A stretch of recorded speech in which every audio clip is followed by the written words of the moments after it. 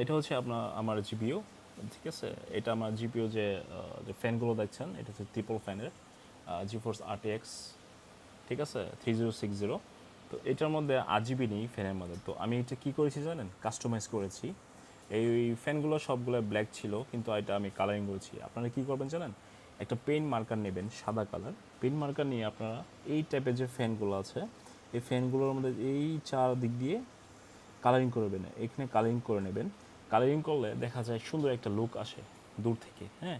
এটা ঘুরের সময় কিন্তু সুন্দর একটা লুক আসে। তো চলেন দেখাই কেমন লুকটা আসে। তো আমি এটা অন করি, পিসিটা অন করে দেখাই। দেখছেন কত সুন্দর একটা লুক আসে, তাই না?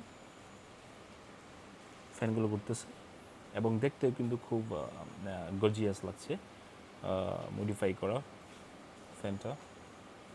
তো এটা কেমনটা লাগলো?